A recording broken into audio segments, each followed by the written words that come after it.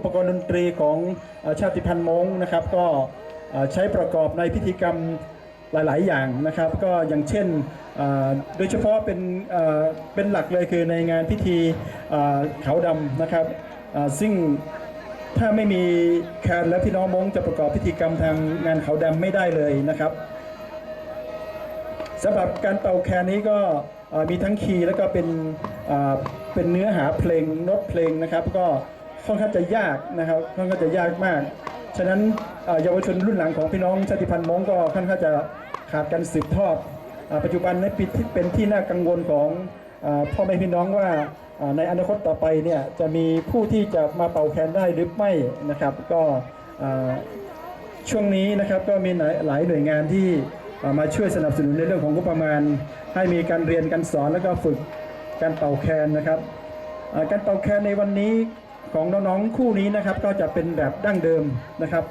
เพื่อประกอบพิธีกรรมต่างๆแต่อีกสักครู่นะครับจะมีอีกชุดหนึ่งจะมาเป่าแบบ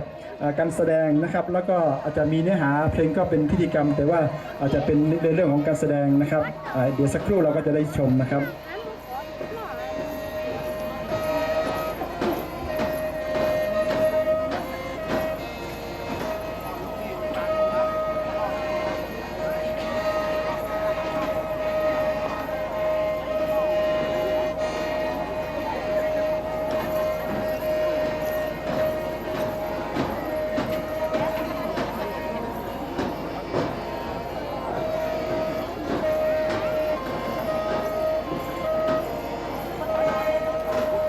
ที่เต็นท์กองบริการก็ท่านประธานในพิธีก็ได้ลูกม้งมา1 คนนะครับ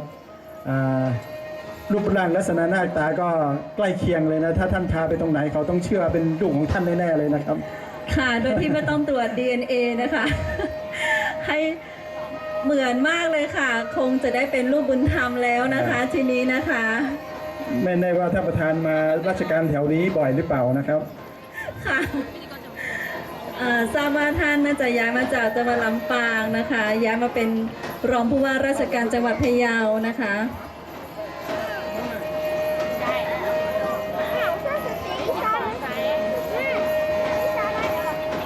ค่ะที่ท่านเห็นบนเวทีนี้นะคะเป็นการ